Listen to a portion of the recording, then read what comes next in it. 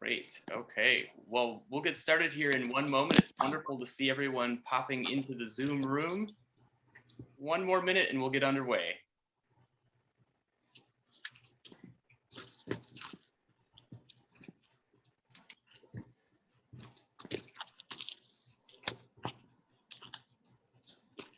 Okay, my name is Brad Vogel, and I am the Executive Director of the New York Preservation Archive Project, also known as NYPAP.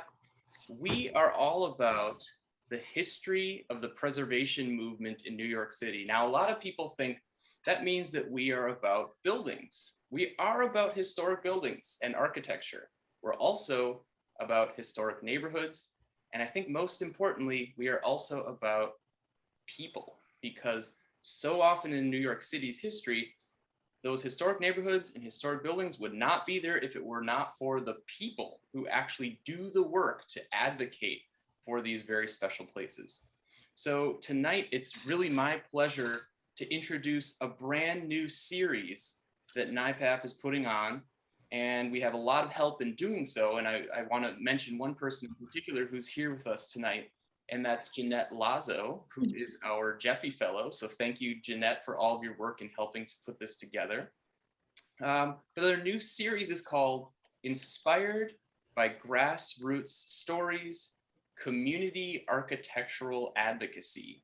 Now that's a lot of words, but what it boils down to is this series of programs is giving you a chance to sit in, a sort of unique chance to sit in on some group oral histories with neighborhood activists who have actually done this work of advocating for historic preservation at that intersection of neighborhood and community and preservation.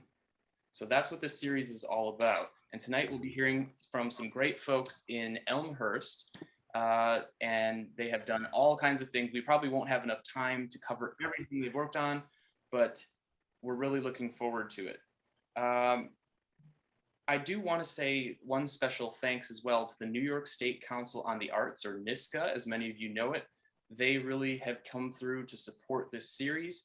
It's actually being done in conjunction with another series of oral histories that you'll be hearing more about on our site, nypap.org, which is funded by the Gary Charitable Trust, but that's a separate parallel track of oral histories.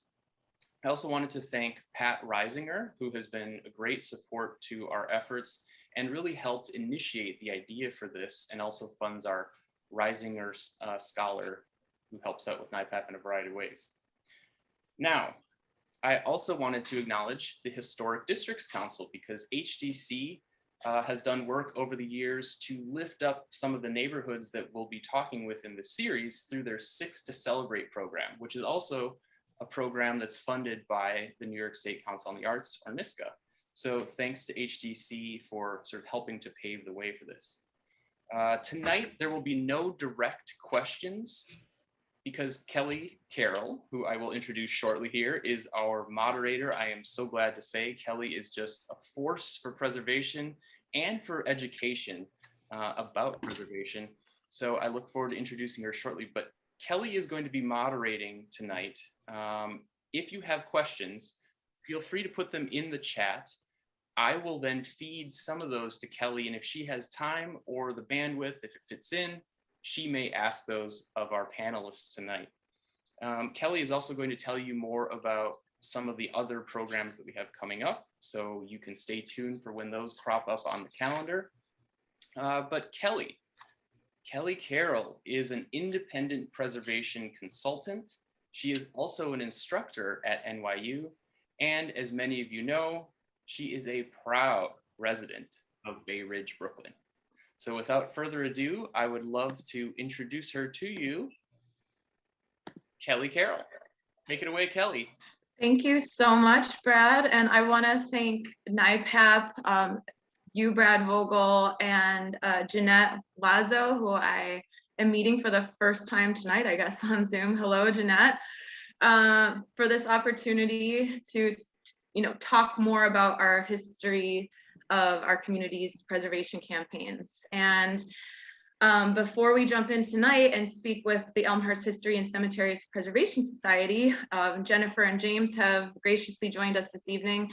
I do want to say that this is the first in a series of these very special talks that we're having, and there are going to be 2 in August, and keep an eye on your inbox. But for right now, I'll tell you that the next one is going to be on August 3rd, and we'll be having a conversation with the East 25th Street Historic District Initiative in East Flatbush, Brooklyn, a very new historic district designated during the pandemic. And then at the end of August, on August 25th, we're going to be having a conversation with the Mount Morris Park Community Improvement Association up in Central Harlem. We'll be talking about the early campaign to designate the first historic district in that part of Harlem, as well as the extension that was designated a few years ago. So with those announcements, I will introduce Jennifer and James, and then I'm going to share my screen so that we have some imagery to look at tonight.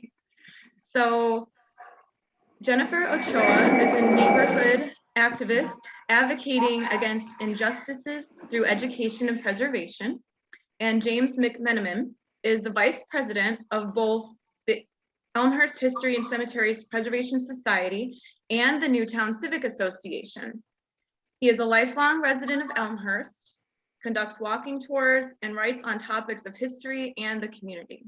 So I'm thrilled to have both of them here with us tonight. I'm going to share my screen so that we can go into the beginning of the questions I have. So, whoops. Certainly. Actually, this is great because New York City is a big place, and we should all know exactly where Elmhurst is. So I hope everyone in the meeting tonight knows where the Empire State Building is. If you don't, another point of reference could be LaGuardia Airport, which is right here. And Elmhurst is this neighborhood right here.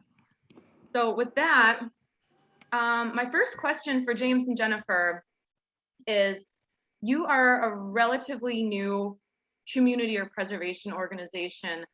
And this is your logo, which has been recently changed. There used to be an apple on your logo. Can you please tell the group tonight why you have a tree and a stream on your logo?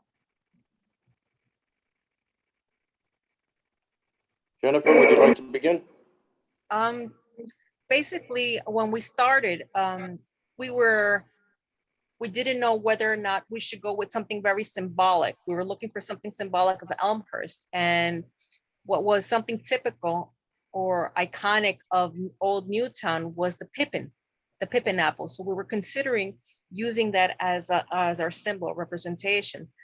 But as we dug in more and more into the history of Newtown, Middleburg, to what today is Elmhurst, we decided that since it has so much history and our job was basically not only to preserve, but to educate, and so much life has come into their community, that the tree of life and learning just seems more appropriate than just the apple itself. And the little stream basically represents the Horsebrook, and also it's a representation of all of the area within the water streams within our area, which was the surrounding of all of Newtown, which brought in life, basically. So that's the representation for the symbolism behind our image. Excellent, thank you. And it's very, of all the neighborhood groups that I've worked with over the years, I knew of one group that was certainly dedicated to only cemeteries, but why did you all choose to specifically include cemeteries in your organization's name instead of just the Elmhurst History and Preservation Society? James? Well, there are a number of old cemeteries in Elmhurst, including St. James, the Dutch Reformed of Newtown Church, now called the Reformed Church of Newtown, and, dotting the landscape. So these are landmarks of Elmhurst. People associate Elmhurst with several of the old churches and the cemeteries, even a few of the cemeteries which have now been razed. We also would like to pay homage to a lot of the old settlers who began here with their families and started the farming community and businesses, including the old Newtown Cemetery, which is at Newtown Playground, right near the Queen Center Mall. And we'll be having an upcoming event. I believe it will be scheduled within the next couple of months, where we'll be depositing, reburying some bones that were discovered during the last excavation, during the renovation of that park. And we'll be updating signage, including, more detailed signage with names of early settler families. So people that go to these locations really will get a more in-depth appreciation of what was before, and learn the story, rather than just walking through and having, here is the church, blah, blah, blah, and giving certain dates. We like to give more of a thorough examination of everywhere we walk, and show people during our walking tours. And you all have done a tremendous job at public education and all of your outreach in the few short years that you've been an organization. So just to back up a little bit, I've heard the name Newtown a few times now, and I do know that your current organization was created because it was an offshoot from the Newtown Civic Association. Would you like to explain to me what events occurred that made you decide to branch off and create Elmhurst History and Cemeteries Preservation Society? And also explain to our guests why Elmhurst and Newtown is interchangeable to an extent. Okay, can I begin with this one? Sure. Well, several years ago, we met. Jennifer grew up several blocks from me, and we were part of the Newtown Civic Association, which addresses a lot of community concerns, quality of life, which is has bi-monthly meetings. However, our interests really dealt also with history and overdevelopment, and seeing a lot of structures that we loved, over time, walking through the neighborhood, being demolished. And Marie-Lena Giampino is the lady who kind of spurred us on to form this group, along with James Eng. And I just was dove right in. I was excited, felt so excited to be part of this, because I am someone since childhood that has been collecting clippings from papers and photos. And, that's why I don't want to move the laptop around, so you see this apartment too much with stacks of things. So, but anyway, yes, Newtown Civic Association, but there is also a group called the Newtown Historical Society, which is based in Ridgewood. So the name we chose to go with is Elmhurst History and Cemeteries Preservation. Although Newtown, you see, the town of Newtown was very wide. I mean, it modern day Regal Park, Woodside, Jackson Heights, Elmhurst, it spread out. But the actual sort of village of Newtown seemed to be centered right in modern day Elmhurst. And it began in 1652 as Middleburg, right on the area of modern day Queens Boulevard and Broadway. So the name Elmhurst did not come about until 1896 by a developer and his brothers, Cord Meyer. He thought it was, an attractive name, elm trees, and also to disassociate from Newtown Creek and the noxious fumes of Newtown Creek, which is actually not that near Elmhurst. It borders Long Island City, Maspeth, and Greenpoint, Brooklyn. But to come up with this new name, which actually at the time was controversial, from what I understand, and a lot of citizens were trying to rally against the name and wanted to keep Newtown. But now we have the two remaining the two reminders are Newtown High School, of course, and also at the Grand Avenue train stop underneath it says Newtown.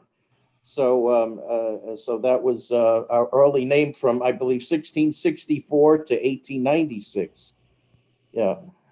Yes, so this is, not many neighborhoods in New York City can say they're in their third century of history. And so these bones that you all keep finding out in what was Newtown is not surprising, because it's a very old neighborhood. It's a very old settlement in the middle of Queens. And excuse me. And sorry, can we go back to share screen? Because I'm gonna go into that. And so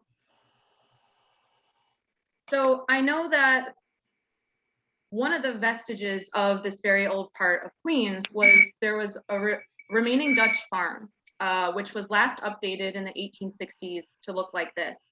And I know right before your organization was put together, that there was a concerted effort by Newtown Civic Association, which I believe I know Maria Elena was involved with, to save the Horsebrook House. So would you guys like to share a little bit about this? Because I think when I'm looking at your timeline, that this was absolutely a catalyst for the formation of your current group. Absolutely. Jennifer, would you like to start this one? You can start it off and then I'll continue. Okay, yes. For me personally, luckily I had taken a couple of photos of what became known as the Horsebrook House, I think in 2012, or before everything bad happened. And it was something magical. It was a gorgeous, something that was almost an illusion, like it didn't belong in this era. And people would gaze up at it and say, wow, that is something out of the movies. And really, it was something precious to Elmhurst citizens, longtime citizens, because it was almost a source of pride to have this wonderful house still remaining. And from our understanding, it was two sisters, McCarthy sisters, and the second sister had passed. She was into her 90s. And it was the house was sold to a developer, subsequently had a fire. And our hope was to have it, the damage repaired, to have the house restored and landmarked. And we also dug deeper into its history, because obviously it was not a 1920 house, and other documentation said I believe 1852. However, from taking photos, and since the house was, after the incident, even the cellar, I had taken photos, and I guess all these misshapen stones. So obviously, the part of the house, or even, of course, the cellar, must have dated back to the early 18th century, because those misshapen stones and the foundation were far older. So it really was a piercing in the heart to see this house in this condition. and the fear that it would be destroyed. So we got together, Maria Elena, myself, and then Jennifer and a few others, and we tried to have our councilman and also a senator help us, and we appeared on some media, and I wrote an article about the Horsebrook House, and it was very devastating. All along that side, which was the Horsebrook, many of those were old houses, and this was by far the oldest. And now there are 2-level brick structures with the little balconies, and they're all kind of lined up right where these homes were. And it really was the last link of colonial Newtown remaining. I mean, we have obviously some of the old churches and cemeteries, but this beautiful house, this structure, no longer exists. So it's hard to really have people come around and give links to the past for the that is still there, especially the lack of residential. And we've lost many of them within the last 40 years. And this was like really a heart piecing, feeling, that happened. Right. Thank you. And there was evidence that this was the land that this house was on. Certain modifications went all the way back to around 1700. So you're right in that this was a direct link to the community's beginnings. Jennifer, did you have anything to add about Horsebrook? Yes, and like you said before, this was a catalyst that pushed us to form the offshoot group of the history group, because we thought naively that as part of the civic and us writing letters and reaching out to the politicians, that the house would be safe because of its historic value. And unfortunately it wasn't. And we learned our lesson. It was a hard lesson to learn. And as we got united and we basically learned how to do things and advocate for our community, we began to learn more about the rules, how this functions. And it actually, it in a way, it lessened that sense of defeat and not having a voice, and in a way it empowered us to become more actively active as activists and advocates for the community. And every time we see something or we learn new information about our community or history or help others, it gives us I don't know, at least for me, it just fuels me more, and it just gives me more of a push to continue and pass on this history, not just to keep it here or just let people do whatever with it. We need to pass it forward and spread this knowledge. Yeah, a lot of preservationists are inducted because of a loss, unfortunately. That's not a great way to grow our membership, is it? But on a happy note, around the same time in 2015, there was a campaign to get the old St. James Parish Hall landmarked as well. And at first, the Landmarks Commission said no, and then they eventually said yes in 2017. Would you guys like to tell that story, which I think is a great one? It's always a wonderful story when the Landmarks Commission changes its mind.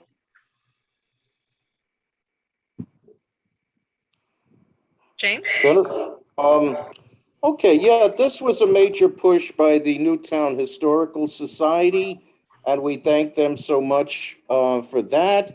I think there might have been some inconsistencies or discrepancies that the landmarks had in their report as far as alterations, because if you look at photos from 1900, early 1900s, I mean, it hasn't really changed that much since that time.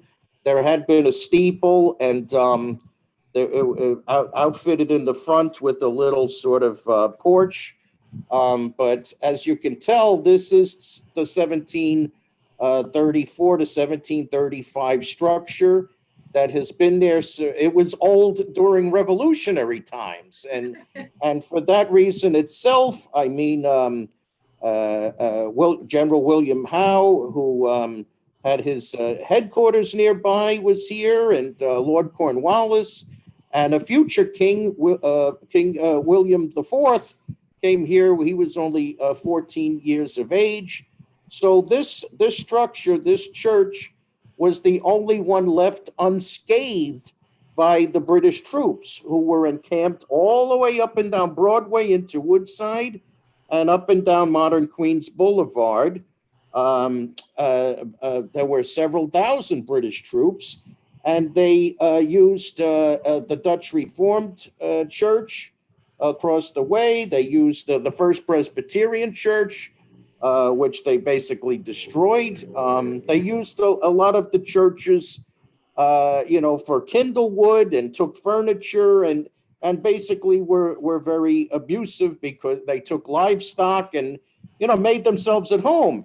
But of course, since this was called St. James was part of Anglican Church of England originally, and so they came here to worship and pay respect, but they did not destroy or cause damage to the church. So it is astonishing that it has lasted throughout all of this time and weathering, and certainly it is a source of pride in the community.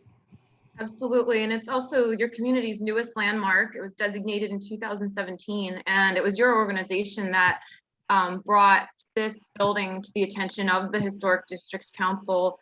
And we were part of the push to help get it landmarked. And I'm just happy that it's there, but we're hoping for new landmarks in Elmhurst soon. So I'm going to shift gears to one of your many cemeteries. This is the African burial ground, and on a map, an old insurance map, and then also via Google Maps satellite today. Would you guys like to talk about the importance of this and where it is in terms of its preservation stage or strategy right now? Jennifer? Okay. From its original, I guess it would be my left side. The map shows like a triangular shape of what the original plot of land was. If I remember correctly, it was a plot of land that was given or sold to at a lower price from farmers to 4 African-American gentlemen who started a school and church on this plot of land. On present day, it borders basically Corona Avenue from the front and runs to the back to the Long Island Railroad. And it was from one corner of a block to the other. As the, I guess, with progress and lots being sold, and then with the church moving by 1930, it was already demapped by the city by 1930. The church moved to its present location in Jackson Heights, in Corona, and the church itself no longer stands. There you have some businesses, and there was even a factory, the Peerless factory there. But the back part, the back area, was still untouched. There was still the cemetery was there. And then back in, if I'm not, help me with this, James, was it 2011? When yes, the developers, I believe so. Yes, when the developers were excavating, they found the remains of what came to be known as the lading in the iron coffin. Mm-hmm. And that brought back much information, like it opened much curiosity and people to advocate for the preservation of this lot of land. And it's very important because it was one of the few, perhaps 1 out of 3 in our area, aside from Manhattan and in Brooklyn, of a community of vibrant African Americans who were active and who were emancipated or freed, and who were active in the community, and who had a history here.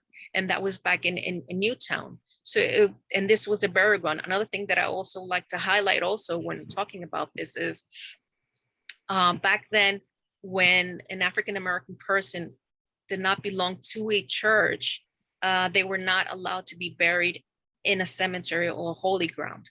So this was very important for many reasons, because it's a history of the African-American experience here in the United States.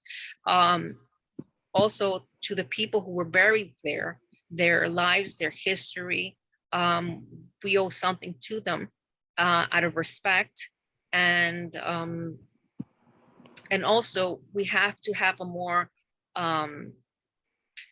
inclusive history, whether it's good, it's bad, it's ugly, it's tragic, but we need to include everything, and we need to preserve the history and teach our community, our younger generations, even our older generations about it. Unfortunately, no one in the community had remembered, recalled, or even knew that there was a cemetery there, that there had been a church there. And it came to a surprise to everyone. The majority of the people had heard urban legends about ghosts being around in the area when it was a factory, things of that nature, but not much. All around Elmhurst, what was back then Newtown, they had family plots, burial grounds, but nothing like this, like the cemetery. And we also have to take into consideration that this church, the AME, St. Mark's AME African American, African Methodist Episcopal Church, they had their school, the church, and it was next to what later became Newtown High School. James, what was the teacher? The person who taught at the school? James W. Pennington. Exactly. And his story on its own it's something that should be taught in history classes, in part of our American history. And his whole rise in helping in the African American community, as well as the American in history, should be taught. And also with their struggle to preserve the church, many people had come to speak on their behalf to raise funds for the church. What was the name of the other activist, James? Booker T. Washington. Yes. Yes. And also he spoke at the First Presbyterian Boulevard, which was the fourth incarnation of that church, to try to drum up support and raise funds for the St. Mark's AME. Yes. Yes. So this burial, there have been. Kelly, I can't hear you. Oh. Can you hear me now? Yes. Okay, that's weird. Is something muted? James, can you hear me?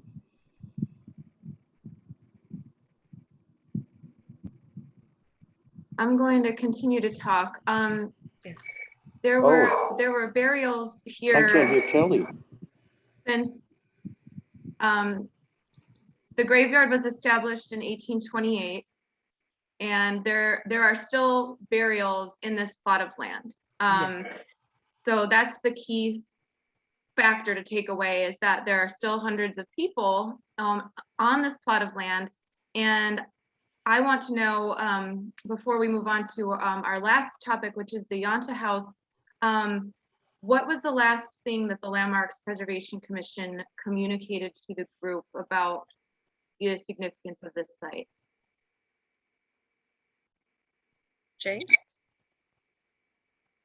James? I can't seem to hear the other voices right now. I don't know why. Were you able to hear Kelly's question?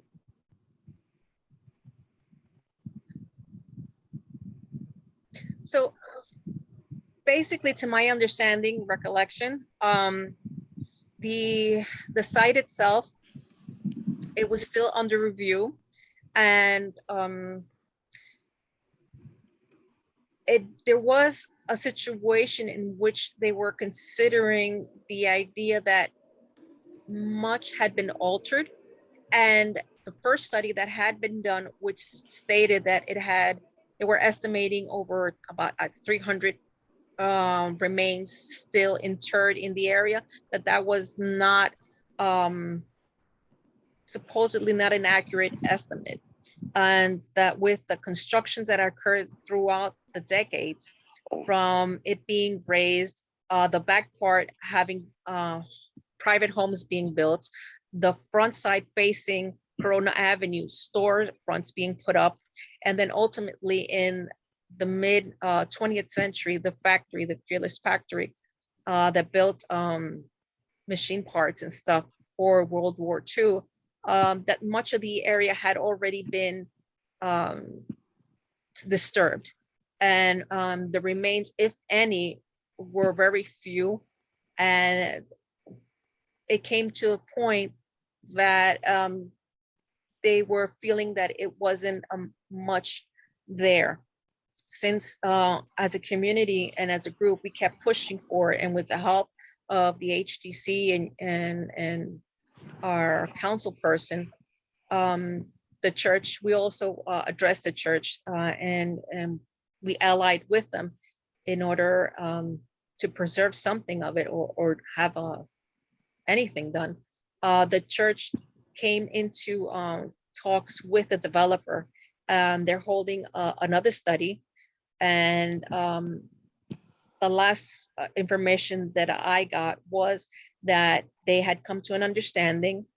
If any remains were to be found, and I think it's basically they found some around the borders, according to them, but very few, they would be put together back in the area where they were found, and they would build. They were going to continue with the building, the construction of I think it's a 3 or 4 story building, something like that. And they would designate, I think, 1 floor as an educational or community center for the church. Got it. Yeah, I think if this early of an freed African American burial ground, if it were anywhere else, it would have absolutely been a landmark, especially because Brinkerhoff Cemetery in Queens, not far from here, does not have any extant stones, and it is indeed a landmark site. So, and can I add some more? Of course, this is for you. Yes, the thing is that we tend to go and we're always checking up on all our sites and our places in Elmhurst, and we continuously go to the site. And before it was left open, and the developers had actually rented out the area to truckers, which would come and leave their trucks there, and they further disturbed the area. So they actually were damaging the area more. And the time that we went as a group on our own to photograph, document, we found pieces. We even found flint, original pieces of flint, bricks that were over 100 years old, that we actually were able to look up online. Thank goodness for the internet. We have all this information, and even pieces of china that a little piece of china that Maria Elena was able to find. And we just can't believe that the city and would just disregard the history and the meaning behind this and just say there's not enough. If it seems that sometimes the reports change to reflect more the needs or the interests of the developers than sometimes of what really the correct thing should be done morally and ethically. And that's why one of the reasons that I wanted to participate in this was just like to give the people the initiative. Sometimes it may not go and seem that it's right, but just to continue with it, and something good will come out. At least with the church, even though the church congregation is divided on it, the elders wanted to maintain that as sacred soil, as a sacred lot, and maintain it. The younger generation decided, and they're not that young, there are people who are between 40s and 50s, decided that an educational center would be best. And basically our council person suggested that we go and either protest on our own, or let the church basically continue with what was their right, because even though the land belonged to the developers and they could do whatever they want with it, the church were the owners of what the remains on the land. And by law, under these circumstances, the developers didn't have to address the needs of the church. So I guess in a way, it's a good thing that they were able to come to some kind of agreements, but at least it's a learning experience for the whole community, because this should not have occurred, and this should have been preserved.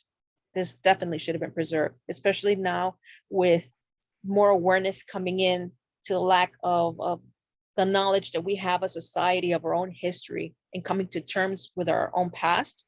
I think this would have been very beneficial to our community, and acknowledging our past and accepting the differences and the vast variety and the diversity of history and cultures within our community. Kelly, this is Brad. I just wanted to jump in to say, James cannot hear you or Jennifer, but he's standing by, so I'm happy to cue him if you want him to talk about the Yanta House.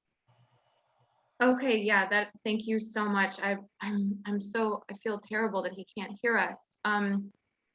Yeah, we're gonna go to the Yanta House next. So I'm gonna introduce that because Jennifer just ended by saying how diverse this community is. And you know, this area of Queens is chock full of what we call cultural landmarks, and cultural landmarks are gaining more steam, I would say, as our society and reflects on what we value. And sometimes what we value doesn't necessarily withstand the test of time and isn't going to look exactly like it was when it was built. Or sometimes places, period of significance is associated with a person.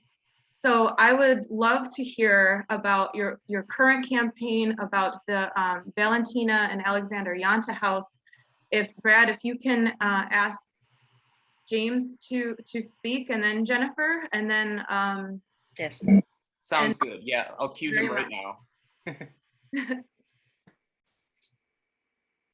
While they're doing that, I'll just give you a little. I love that. As activists, these are the things that we do in order to do the protests and rallies. Beautiful. And I have them up just in case of any emergency. We can just get them and go out and do. This is the posters that we made with the children of the neighborhood when we did the Save the Yanta House rally. Beautiful. So this is a good way of uniting the neighborhood and educating them. And this has just been, honestly, it's this one project of saving the house has been, I think, the best one in terms of really learning about history, because we've gone so much. And you know, the thing of what they say about 6 degrees of separation. Yes, we have come in contact. My son he's 12 years old, and he and his father are very interested in the Second World War. We have gone to museums, and you see things, and things in museums and sometimes in books seem so distant or so cold. But when you come in contact with something tangible or an individual, you become so connected with that. And that human connection is very important for the understanding and appreciation of history. And this project has made history come to life. I like that you are able to look back on your campaigns as a group and see how you've learned from past campaigns. And that's so neat to hear about the evolution of that. We'll go ahead and let James speak now. Yes. Thank you.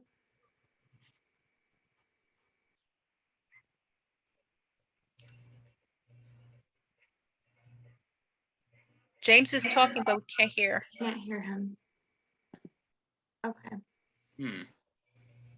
This is Brad. But I am trying to, the only thing I can think of at this point is for him to try to rejoin. I'm not sure where the audio went. Yeah. Okay. I feel really bad about this, and I'm not quite sure what has happened, but let's ask him to exit and then rejoin, and then in the meantime we can keep talking about the Yanta House. Yes.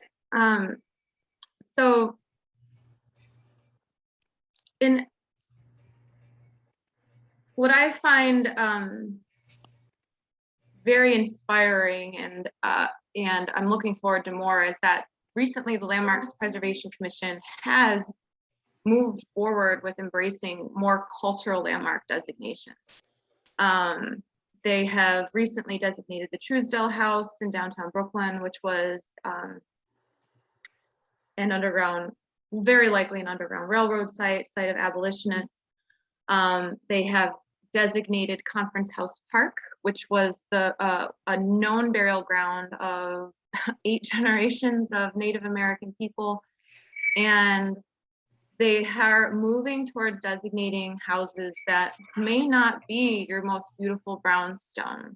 They may not be the most intact farmhouse, how Horsebrook was. But with the Yanta House, what we have is a cultural landmark in every sense. And the commission did say that the house may merit preservation. And when James comes back in, I'll let him speak about why this house is so important. But what was the last correspondence that you had from the Landmarks Commission, Jennifer, regarding the status of this house? Hello? Yes.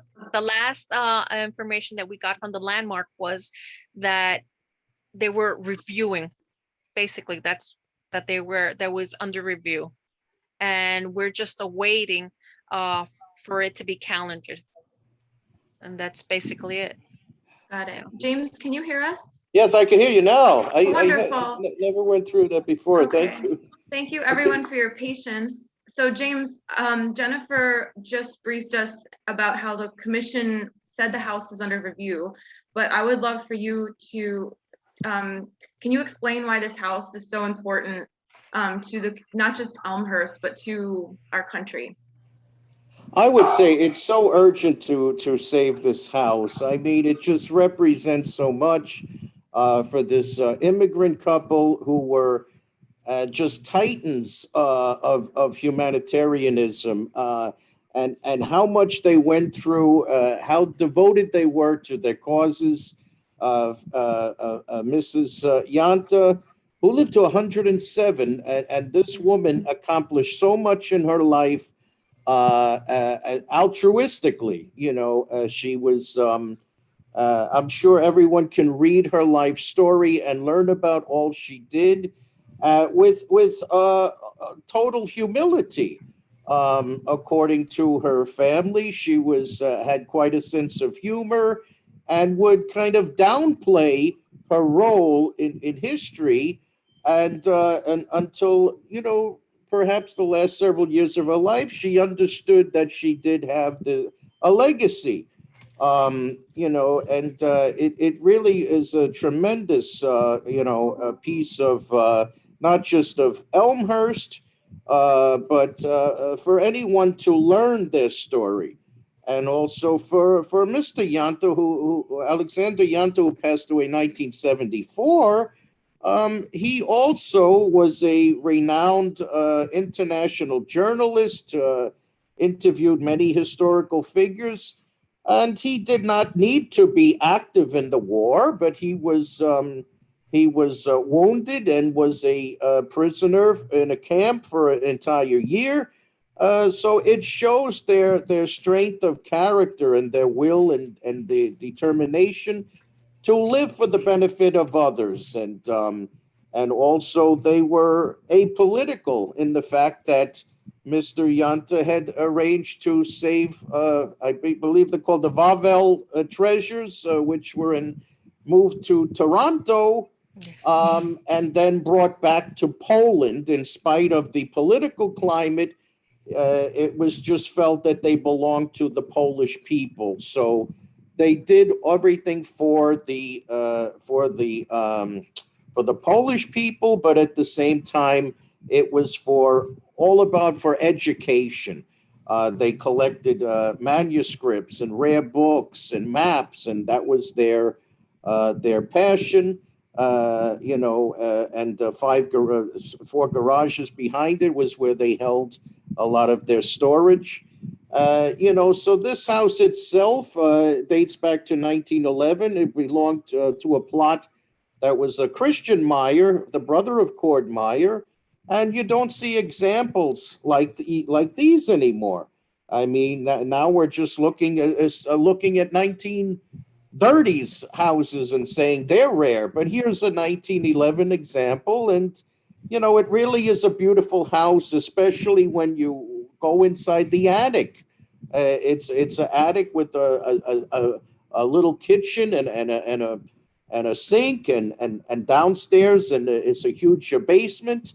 And there were all little aspects of their life still remaining before it had been cleared out. So the intentions of the developer are to demolish, and we hopefully want to prevent that.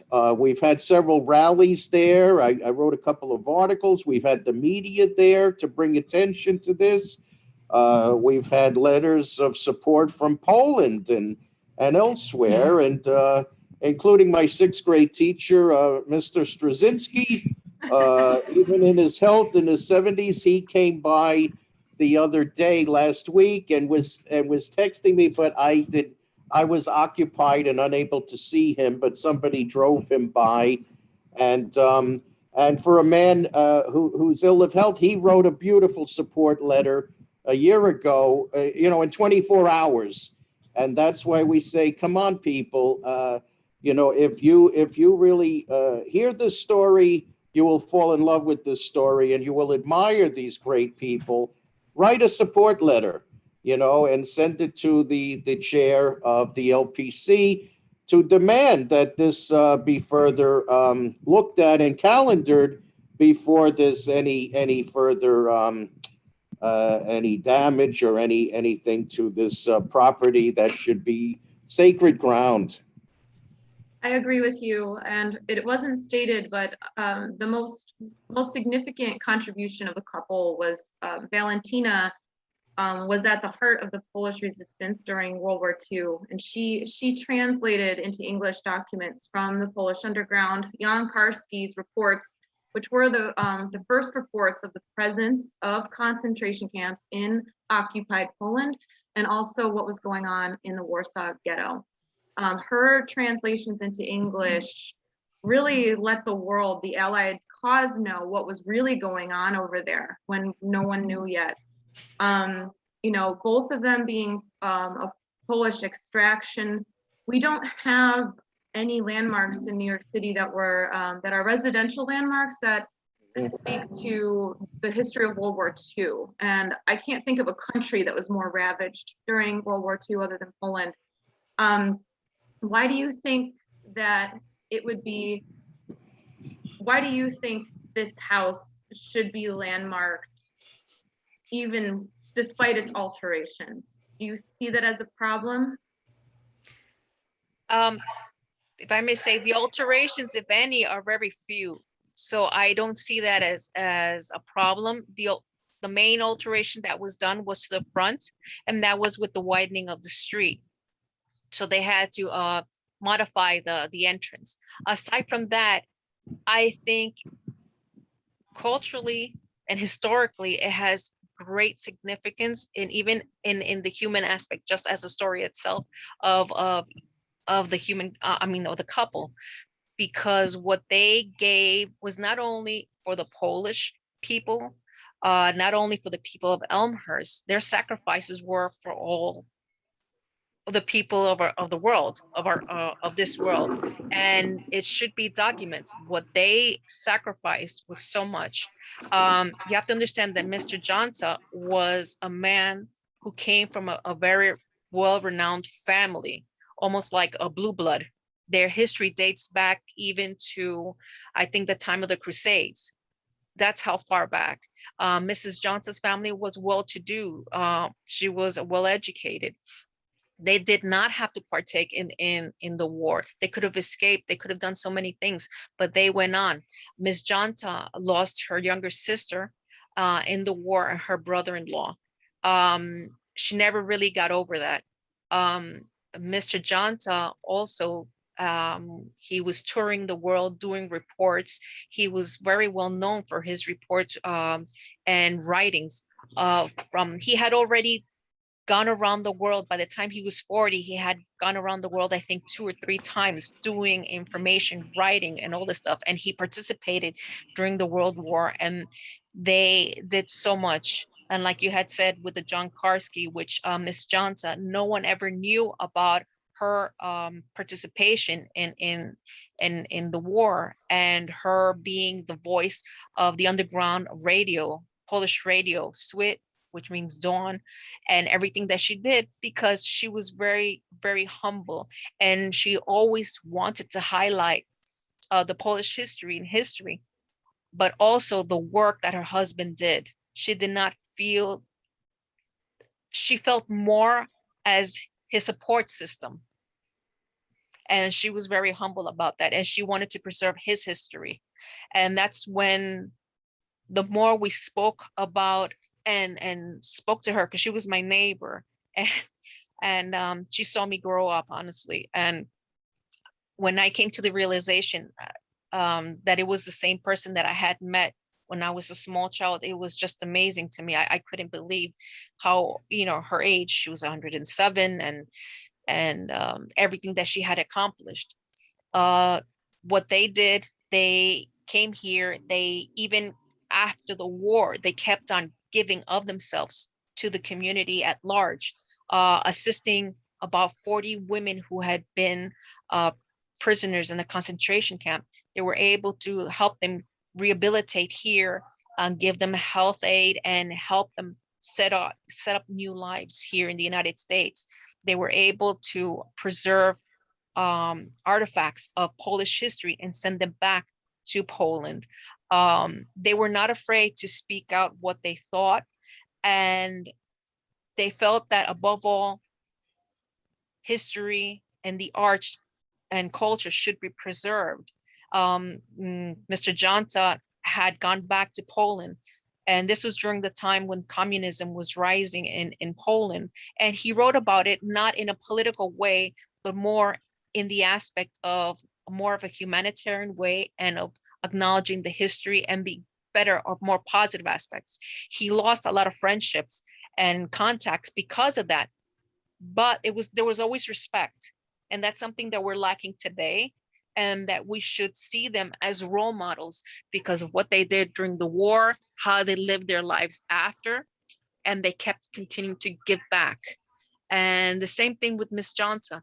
After Mr. Janta's passing, she continued with the business, and then she donated all of his writings to the university in Poland.